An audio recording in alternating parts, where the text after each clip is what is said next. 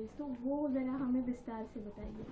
नहीं देखो, इसमें जो भी इन्फॉर्मेशन हमारे पास आई है, एक जो हित चिंतक होता है कि जो वीएसआर में शायद काम करते थे या काम कर रहे हैं या गवर्नमेंट में काम कर रहे हैं, जिनको लगता है कि वीएसआर जिस तरीके से ये कंपनी चलाई जा रही है वो बहुत गलत तरीके से चलाई जाती है और उसमें बहुत सारे वीआईपी ट्रैवल करते हैं। कोई क्रिकेटर है, कोई एक्टर है, एक्ट्रेसेस है, या पॉलिटिशियन है, या बिजनेसमैन है, तो इनके लाइफ को धोखा है।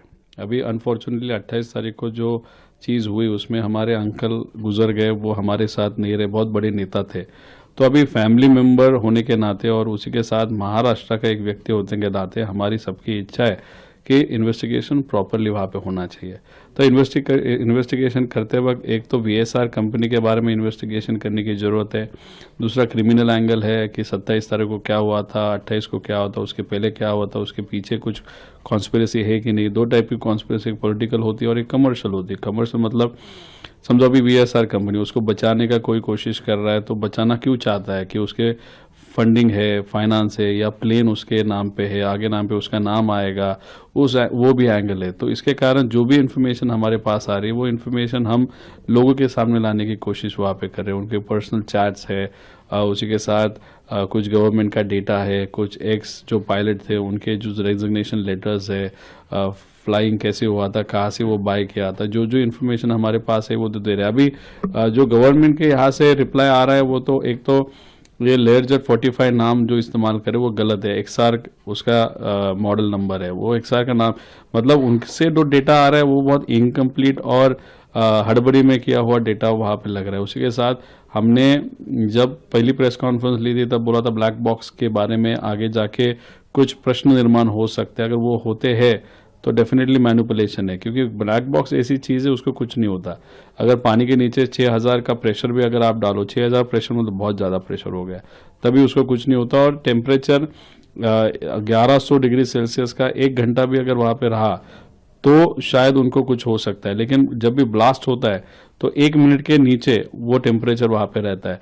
और ये जो आउटर केसिंग है जो ब्लैक बॉक्स की होती है वो 1600 का उसका मेल्टिंग पॉइंट है, टाइटेनियम है। उसके अंदर अगर आप देखो तो उसमें जो सीलिंग है या जो सील करता है गर्मी को, उसका जो लाइफ होता है या मेल्टिंग पॉइंट होता है या इफेक्ट जहाँ पे आ सकता है वो करीबन 1500 डिग्री सेल्सियस का है। उसके अंदर फिर प्लेन जिस चीज़ से बना होता है उससे वो कवरिंग होता है वो 600 का होता है, उसके अंदर वो चिप होता है।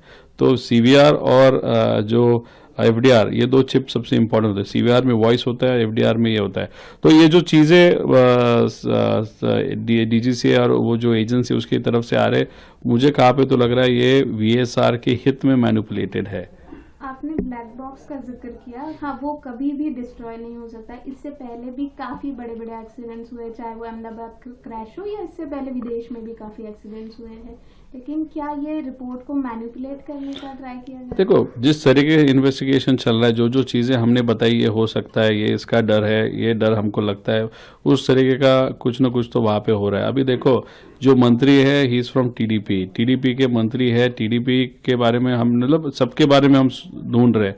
तो वीएसआर का और टीडीपी के जो प्रमुख नेता है चंद्रबाबू नायडू, उनके जो फैमिली मेंबर है, उनकी एक जो फाइनेंस एनबीएफसी है उनका और वीएसआर का रिलेशन वहाँ पे दिखा, मतलब फाइनेंशियल रिलेशनशिप है।